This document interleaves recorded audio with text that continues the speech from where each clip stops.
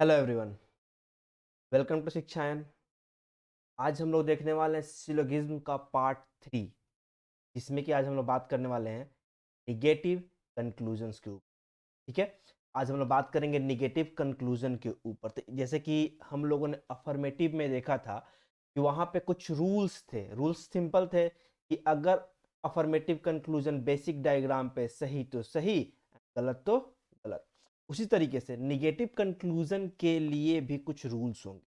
मैं पहले रूल्स के ऊपर बात कर लेता हूँ एंड देन स्टेटमेंट हम लोग देखेंगे। ठीक है, तो रूल्स क्या है? तो देखिए, निगेटिव कंक्लूजन का सिंपल सा रूल चलेगा, लेकिन दो रूल होंगे। इसमें कितने रूल होंगे? दो rule. Rule number 1, if a negative conclusion if a negative conclusion is false on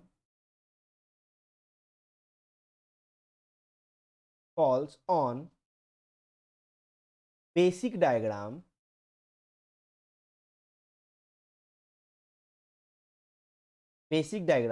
that is PD, then that conclusion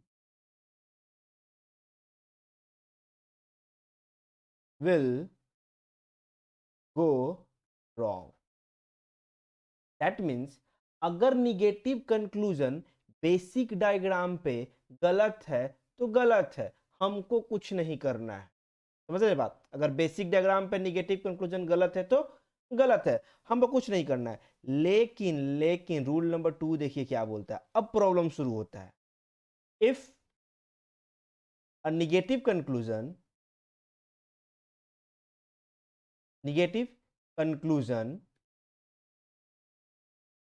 is true on basic diagram that is BD, then we check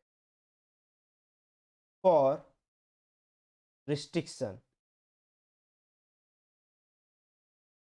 क्या check करते हैं? Restriction. समझ रहे बात?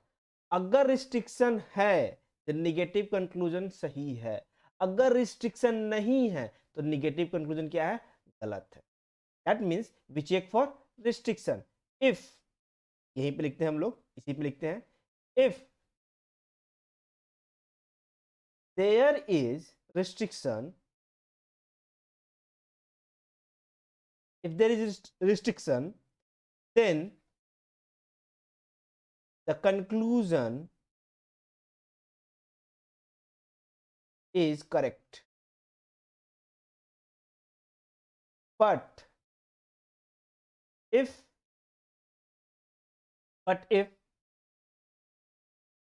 there is no restriction,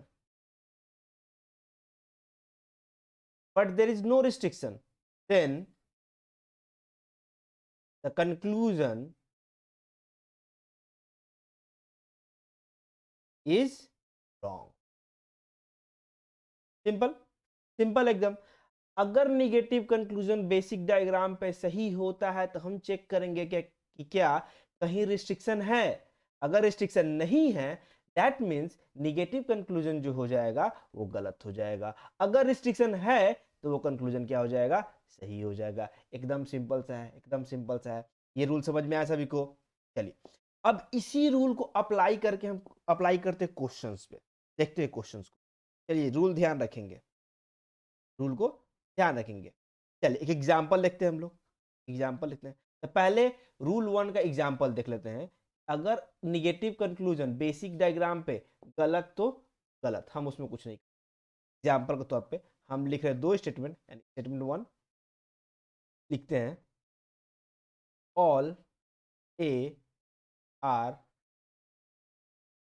फिर लिखते हैं no A is सी। ठीक है, अब इसी में लिखते हैं नो बी इज ए, फिर लिखते हैं नो ए इज सी। ठीक है, सिंपल। लिखते हैं some A are not B. मैंने ये 3 कंक्लूजन लिखा है, ठीक है, 3 कंक्लूजन लिखा है।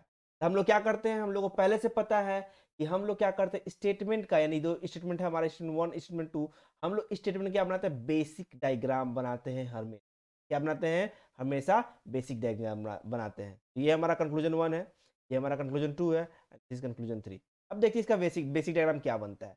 हमको पता है इसका बेसिक डायग्राम क्या बनेगा, ऑल ए आर बी, का फिर नो ए इज सी, कोई भी ए सी नहीं है, तो बेसिक डायग्राम हमारा क्या होगा, सी कहां चला जाएगा, बी और ए के बाहर, दिस इज और, वो पता है कोई भी ए सी। अब जरा देखिए, रूल नंबर 1 के हिसाब से पहले चेक कर लेते हैं, फिर रूल नंबर 2 के हिसाब से चेक करेंगे।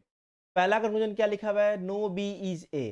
देखिए तो बी और ए के बीच में कभी भी नो का रिलेशनशिप बन सकता है क्या, यहाँ क्लियरली दिख रहा है कि सारा का सारा ए बी के अंदर है। जब सारा का सारा ए बी के अंदर है तो no B is A is never correct, यानी बेसिक डायग्राम पे निगेटिव कंक्लूजन क्या हो गया, गलत हो गया। तो गलत हो गया तो छोड़ देंगे, कुछ नहीं करेंगे उसके लिए, ठीक है, गलत तो गलत, कुछ नहीं करना है हमको। लेकिन लेकिन देखिए यहाँ क्या लिखा हुआ है, सम ए आर नॉट बी, कुछ ए बी नहीं। अगेन इस वाले देखिएगा, कंक्लूजन नंबर 3 की बात कर रहा हूं मैं।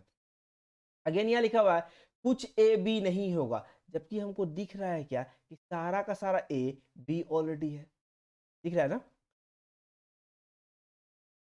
समझ रहे हैं, यहाँ सारा का सारा ए बी ऑलरेडी है, that means this is also wrong, also wrong. अब देखिएगा रूल नंबर 2 को लगाते हैं हम लोग, रूल नंबर, देखिएगा ध्यान से। रूल नंबर 2 में क्या पता था कि अगर निगेटिव कंक्लूजन बेसिक डायग्राम पे सही हो गया, अगर सही हो गया तो क्या हो जाएगा, हम लोग क्या चेक करेंगे, रिस्ट्रिक्शन के बारे में सोचेंगे। अगर गलत हो गया तो बात खत्म, जैसे कि कंक्लूजन नंबर 1 गलत था, कंक्लूजन नंबर 3 गलत था, तो गलत था बात। लेकिन कंक्लूजन नंबर 2 को देखिए, लिखा है नो ए इज सी, ए और सी के बीच में no A is C, no A C के बीच में क्या है हमारा, डायरेक्ट लिखा हुआ नो ए सी। देखिए ये डायरेक्ट स्टेटमेंट ही यहाँ मेंशन किया गया है, क्या मेंशन किया गया है, डायरेक्ट स्टेटमेंट मेंशन किया गया है, यानी कि this is a correct conclusion. लेकिन इसी कंक्लूजन की जगह पर अगर लिख देते हैं हम लोग, कंक्लूजन नंबर 4 कर लेते हैं और लिखते हैं क्या, नो बी इज सी। अगर ऐसा लिखते हैं हम लोग, नो बी इज सी, देखिए ध्यान से मैंने क्या लिखा, नो बी इज सी। अब देखिए बी और सी के बीच में बोल रहा है कि नो का रिलेशनशिप, सही है जी, सी बाहर है बी बाहर है, यानी बी का बाउंड्री के बाहर सी का बाउंड्री दिख रहा है, यानी कि this is correct on basic diagram, this is correct on basic diagram. एक और कंक्लूजन देखते हैं, एक और कंक्लूजन देखते हैं ताकि हम लोग कंपेरिजन अच्छा से कर लें। देखते हैं यहाँ पे क्या, सम बी आर नॉट, अब देखिएगा ध्यान से, यहां भी देखिएगा कि कुछ बी सी नहीं है, ये क्या बोल रहा है conclusion number 5, some B are not C. ठीक है जी, कुछ बी सी नहीं है, दिख रहा है हमको कि बी का बाउंड्री और सी का बाउंड्री में अंतर तो है, गैप तो है, क्लियर है कि गैप है, इसका मतलब ये भी सही है, बोथ आर करेक्ट। लेकिन रूल हमारा यहीं पे शुरू होता है कि अगर निगेटिव कंक्लूजन बेसिक डायग्राम पे सही हो गया तो हम क्या चेक करते हैं जी, रिस्ट्रिक्शन चेक करते हैं, क्या कहीं कोई रिस्ट्रिक्शन है या नहीं है। तो देखिएगा ये बोल रहा है नो बी ई सी, क्या बी और सी के बीच में कोई रिस्ट्रिक्शन आपको दिख रहा है, क्या बी और सी के बीच में कोई रिस्ट्रिक्शन दिख रहा है, कहीं कोई बी बोल रहा है कि नहीं हम सी में तुम्हारे पास नहीं जाएंगे, क्या सी बोल रहा है कि बी के पास नहीं आएंगे, ऐसा कुछ नहीं बोल रहा है। यानी हम इस डायग्राम के लिए चाहे तो ये डायग्राम तो बना सकते थे, देखिएगा ध्यान से, देखिए तो। अब याद रखेंगे जब भी निगेटिव कंक्लूजन के लिए हम जब रिस्ट्रिक्शन चेक करते हैं तब हम ड्रॉ करते हैं AD, that is alternate diagram. और ऑल्टरनेट डायग्राम के साथ एक रूल चलता है, रूल क्या चलता है, बेसिक सा चीज है जो आपको समझ में आएगा, रूल नहीं है, बस दिमाग में रखना है कि ऑल्टरनेट डायग्राम जब भी बनाते हैं तो हमको ध्यान क्या रखना होता है। देखिएगा हम इसको रूल के तौर पर लिखते हैं, ध्यान क्या रखना होता है कि statement statement can never go wrong, can never go wrong, यानी स्टेटमेंट किसी भी कीमत पे गलत नहीं होना चाहिए जी। अगर हम ऑल्टरनेट डायग्राम बना रहे तो स्टेटमेंट किसी भी कीमत पे गलत नहीं होना चाहिए, यही हमारा थंब रूल है। तो देखिए तो all A are B, statement all A are B है हमारे पास, all A are B, no A is C, no A is C हमारे पास, यानी हमने ऑल्टरनेट डायग्राम बना दिया। और ऑल्टरनेट डायग्राम कब बन पाएगा? जब हमारे पास रिस्ट्रिक्शन नहीं होगा तब। अगर रिस्ट्रिक्शन नहीं है तभी जाके ऑल्टरनेट डायग्राम बन पाता है। ऑल्टरनेट डायग्राम बन गया, इसका मतलब बी और सी के बीच में रिस्ट्रिक्शन नहीं था, यानी नो वाला केस तो नहीं बनेगा, नो वाला केस तो नहीं बनेगा। समझ रहे बात? यानी कि कंक्लूजन नंबर 4 इज रॉन्ग। लेकिन जरा ध्यान दीजिएगा, अब जरा सोचिएगा, डायग्राम को अच्छे से देखिएगा। हम बेसिक डायग्राम पे ही देखेंगे, हम लोग बात करेंगे बेसिक डायग्राम को ही। ध्यान से देखिएगा, यहाँ क्या लिखा हुआ है? सम बी आर नॉट सी, ये बोल रहा है कुछ बी सी नहीं होगा। तो देखिएगा, बी में कोई ऐसा हिस्सा है जो सी के पास नहीं जा सकता है? ध्यान से देखिएगा, क्या बी में कोई ऐसा हिस्सा है, कोई ऐसा पार्ट है जो सी के पास नहीं जा सकता है? तो आपको दिखेगा कि हाँ सर है। तो कौन वाला? देखिए, ए का जो पार्ट है जो बी में है, ये ए वाला पार्ट बी का कभी भी सी नहीं जा सकता है। क्यों? क्योंकि बी और सी, सॉरी, सी और ए के बीच में क्या है हमारा? रिस्ट्रिक्शन है ना? सी और ए के बीच में रिस्ट्रिक्शन है, तो रिस्ट्रिक्शन आ गया ना जी। तो रूल क्या बताए थे अभी कि निगेटिव कंक्लूजन अगर बेसिक डायग्राम पे सही तो चेक करेंगे रिस्ट्रिक्शन। अगर रिस्ट्रिक्शन होगा तो निगेटिव कंक्लूजन क्या हो जाएगा? सही। अगर रिस्ट्रिक्शन नहीं होगा तो निगेटिव कंक्लूजन क्या हो जाएगा? रॉन्ग। बस बात खत्म। बस इतना ही सच्चा। समझ में आया बात? तो यहाँ पे आपको रिस्ट्रिक्शन दिख गया होगा कि ए वाला रिस्ट्रिक्शन बना रहा है सी के साथ, यानी कि ए वाला जो बी का हिस्सा है, क्योंकि ए कंप्लीटली बी के अंदर है, बी कुछ ना, ए जो है कुछ ना कुछ बी का हिस्सा से तो शेयर कर ही रहा होगा। ए कहीं ना कहीं कुछ ना कुछ तो बी का हिस्सा शेयर कर ही रहा होगा। तो उस केस में हमको मालूम चल गया क्या कि सम बी, बी कौन का हिस्सा? ए वाला हिस्सा। समझ में आया बात? चलिए, ऐसा ही एक और एग्जांपल लेते हैं ताकि आपको और क्लियर हो जाए। देखते हैं एक और एग्जांपल। ये जी, देखिए, अब स्टेटमेंट लिखते हैं हम लोग। Statement 1, no A is B. फिर लिखते हैं सम ए आर। दो स्टेटमेंट लिखा अगेन, स्टेटमेंट 1, स्टेटमेंट कंक्लूजन भी दो ही लिखेंगे। कंक्लूजन 1 लिखते हैं हम लोग, नो बी इज सी। ध्यान दीजिएगा, एक्चुअली 3 कंक्लूजन लिखेंगे हम। कंक्लूजन 2 लिखते हैं some B are not C. फिर conclusion 3, some C are not B. अब क्यों ऐसा मैंने लिखा ये दोनों कंक्लूजन? इसके पीछे एक रीजन है। अगर ये समझ गए, आपको निगेटिव कंक्लूजन में कभी भी कोई दिक्कत नहीं आएगी, ये मेरी गारंटी है। चलिए देखिए, लिखा है नो ए इज बी। हम क्या कर रहे हैं यहाँ? ए, और मैंने यहाँ क्या कर दिया? बी। कोई भी ए बी नहीं है, मैंने क्या कर दिया? क्रॉस कर दिया। फिर क्या होगा? सम ए आर सी। कुछ ए क्या होगा जी? सी होगा। ये क्या हो गया? सम ए आर सी। सिंपल सा डायग्राम बन गया।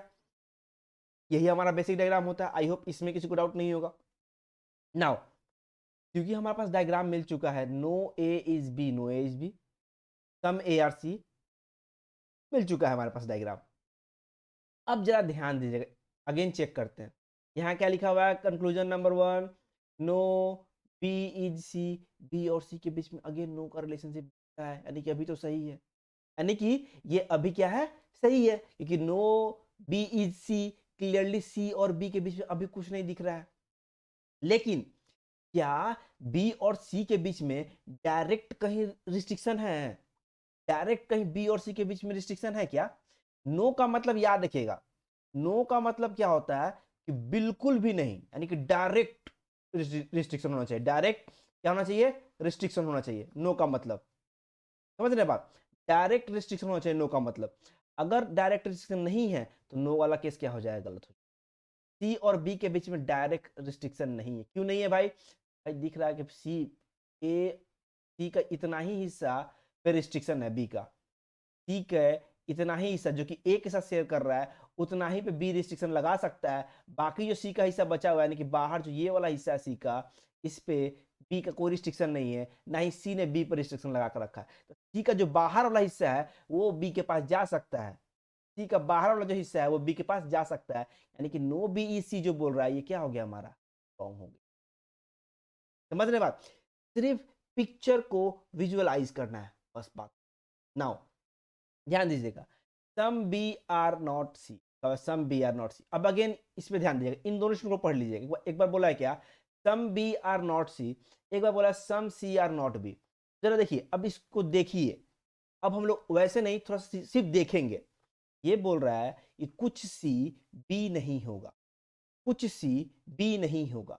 तो देखिए, तो बी सी के किसी हिस्से पर रिस्ट्रिक्शन लगा रहा है। तो हाँ, मैंने अभी जैसे बताया कि ए और सी जो हिस्सा शेयर कर रहा है, ए और सी जो हिस्सा शेयर कर रहा है, जैसे कि अभी मैंने कलर कर रखा है, ये वाला जो हिस्सा है, ये वाला जो हिस्सा है, इस पे बी का रिस्ट्रिक्शन है। क्यों रिस्ट्रिक्शन है? क्योंकि ए ये वाला हिस्सा शेयर कर रहा है, और ए और बी के बीच में क्या है? डायरेक्ट रिस्ट्रिक्शन है। दैट मीन्स ए और बी कभी भी एक दूसरे के पास नहीं जा सकता।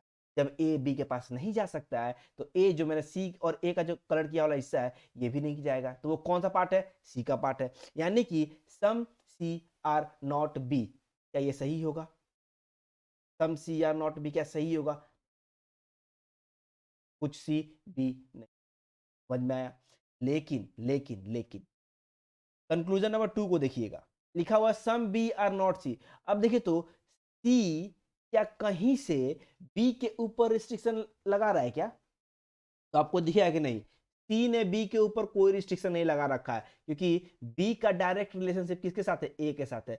बी कंप्लीटली उठ के सी के अंदर जा सकता है। ये डायग्राम हम ऐसे भी बना सकते थे, देखिएगा ध्यान से। मैंने ये ए कर दिया, ये कर दिया क्या? सी, और ये कर दिया बी। ये डायग्राम बन गया। अब देखिए, तो कहीं भी स्टेटमेंट गलत हुआ क्या? कुछ देर पहले मैंने बताया था कि एडी जब बनाते हैं तो हमारा थंब रूल सिंपल होता है कि स्टेटमेंट को किसी भी तरीके से रॉन्ग नहीं कर सकते। Statement can never be what, मैंने अभी डिस्कस किया था कि स्टेटमेंट को किसी भी तरीके से गलत नहीं कर सकते थे। इसमें किसी भी तरीके से गलत नहीं करते हैं। देखिए, तो नो एज भी है, नो एज भी है, सम ए आर सी है, सम ए आर सी। कहीं ये स्टेटमेंट गलत हुआ क्या? यानी this is AD diagram, this is what? AD diagram. अगर ये एडी है तो देखिए, तो क्या लिखा हुआ है? सम बी आर नॉट सी। यहाँ देखिए क्या, सारा का सारा बी सी हो गया, यानी ये क्या हो गया? झूठ बोल रहा है, wrong।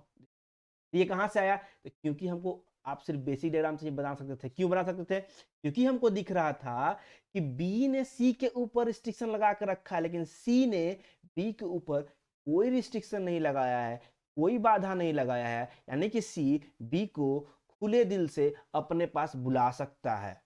लेकिन क्योंकि सी का कुछ हिस्सा ए के अंदर था, और ए ने बी ने ए को बोल दिया था कि तुम मेरे घर में नहीं आओगे, तो बी ने सी के उस हिस्से पर रिस्ट्रिक्शन लगा दिया जो ए के अंदर था। इसीलिए सम सी आर नॉट बी बन गया। क्लियर हो गया ये चीज? क्लियर हो गया चीज? चलिए, बहुत अच्छे। एक और एग्जांपल लेते हैं और देखते हैं जहां पर डायरेक्ट रिलेशनशिप कैसे नेगेट होता है, उसको भी देख लेते हैं। चलिए, एक लास्ट एग्जांपल लेते हैं एंड डायरेक्ट रिलेशनशिप को नेगेट करते हैं। देखिए, मैं यहां स्टेटमेंट लिखता हूं, statement 1, all A are B. फिर लिखता हूं statement number 2, no B is. Conclusion number 1, conclusion number 1 मैं लिखता हूँ, नो ए इज सी। फिर conclusion number 2, some A are not. मैंने दो ही कंक्लूजन लिखा इस बार। Diagram again simple, basic diagram हम लोग बनाते हैं, जैसे हम जानते हैं कि हम लोग बेसिक डायग्राम बनाते हैं। बेसिक डायग्राम बनाते हैं, लिखा हुआ ऑल ए आर बी। ये क्या हो गया? All A are, all A are. फिर क्या है? नो बी इज सी, कोई भी बी सी नहीं है। No B is, sorry, no B C बनाना था मुझे, मैंने गलती से ये कर दिया। एक मिनट, मैं तेज कर देता हूँ। वो क्या बनाना था? No B is C. हमको बनाना no B is, no B is C बना। अब जरा इस डायग्राम को देख लीजिए, पहले डायग्राम को समझते हैं। डायग्राम तो यही बनेगा, this is the basic diagram, क्योंकि बी और सी के बीच में नो का रिलेशनशिप दिया गया है। अब जरा देखिएगा, अगर हम आपसे पूछें कि क्या ए ने सी के ऊपर रिस्ट्रिक्शन लगाया? क्या ए ने सी के ऊपर रिस्ट्रिक्शन लगाया? क्या सी ने ए के ऊपर रिस्ट्रिक्शन लगाया? हाँ, डायरेक्ट रिस्ट्रिक्शन। यहां पे ए और सी के बीच में डायरेक्ट रिस्ट्रिक्शन है, यानी कि डी आर है। इस डी आर डायरेक्ट रिस्ट्रिक्शन है। क्यों रिस्ट्रिक्शन डायरेक्ट? तो आपको दिखिए क्या, क्योंकि बी के अंदर ही ए आता है, क्योंकि बी के अंदर ही ए आता है और बी और सी के बीच में क्या हो गया, लड़ाई एंड डायरेक्ट बाधा, डायरेक्ट रिस्ट्रिक्शन दिख रहा है हमको। तो ए कभी भी सी को अपने पास बुला सकता है जी, नहीं बुला सकता है। क्यों नहीं बुला सकता? क्योंकि सी जब तक बी को क्रॉस करेगा नहीं, ए के पास आएगा नहीं, यानी ए ने सी के ऊपर रिस्ट्रिक्शन लगा दिया। सेम उसी तरीके से सी ने भी ए पर रिस्ट्रिक्शन लगा दिया। क्यों? क्योंकि सी नहीं चाहे कि बी का कुछ भी हिस्सा मेरे पास आए, सी नहीं चाहेगा कि बी का कोई भी हिस्सा मेरे पास आए। तो अगेन सी ने भी ए पर रिस्ट्रिक्शन लगा दिया इस वाले केस में, और ए ने भी सी पर रिस्ट्रिक्शन लगा दिया। यानी आप डायग्राम देख के ये समझ सकते हो कि कहां किस पे रिस्ट्रिक्शन है। आई होप आप लोगों को क्लियर हो रहा है। अब देखिए, इसी के बेस पे हम लोग क्वेश्चन बनाते हैं। लिखा है conclusion number 1, no A is C, कोई भी ए सी नहीं होगा। सही है जी, डायरेक्ट रिस्ट्रिक्शन है, करेक्ट है, no need to draw anything. Now some A are not C, जब डायरेक्ट रिस्ट्रिक्शन को मालूम है कि कुछ कोई भी ए सी नहीं होगा, जब वो ये क्लियर ही है, भाई ये भी तो कंफर्म है ना कि कुछ ए सी नहीं ही होगा। ये तो कंफर्म ही हो गया ना कि कुछ ए सी नहीं होगा। जब हमको पता है कि कोई भी ए सी नहीं है, हम कंफर्म नहीं कर सकते हैं। जैसे कि एग्जाम्पल के तौर पे हम बोलते हैं कि आपके पास कोई रुपया है ही नहीं, मतलब एक भी पैसा नहीं है, आपके पास एक भी पैसा नहीं है, तो हम तो ये कंफर्म कर सकते हैं ना जी कि हाँ आपके पास कुछ 1 रुपया वाला नोट भी नहीं होगा, आपके पास कुछ भी 1 रुपया वाला भी नोट नहीं होगा। कर सकते हैं ना, दिस इज द वे। समझ रहे बात? बस वही है, जब कोई ए सी है ही नहीं तो some A are not C is correct. Correct, समझ में आया बात? तो इस तरीके से हम लोग क्या बनाते हैं, निगेटिव कंक्लूजन को देखते हैं सिर्फ बेसिक डायग्राम पे। और हमारा रूल सिंपल है, रिस्ट्रिक्शन को। समझ में आया सभी को? अगर सबको समझ में आ गया है तो कमेंट बॉक्स में कमेंट कर देंगे अच्छा। और आपका एक कमेंट हम लोगों को बहुत ज़्यादा प्रोत्साहन देगा कि मैं और अच्छे वीडियो आपके लिए लेके आऊँ। और चैनल को लाइक एंड सब्सक्राइब करना तो बिल्कुल भी नहीं भूलेंगे, एंड वीडियो को लाइक एंड शेयर जरूर कर देंगे, एंड साथ में बेल आइकन को जरूर दबा देंगे। ठीक है, इस वीडियो में फिलहाल अभी इतना ही। सिलोगिज्म के नेक्स्ट पार्ट में हम लोग देखेंगे पॉसिबिलिटीज, हम लोग बात करेंगे पॉसिबिलिटीज के ऊपर। तो बने रहेंगे मेरे चैनल के साथ, and thank you for watching, and again welcome to Shikshayan, follow the excellence.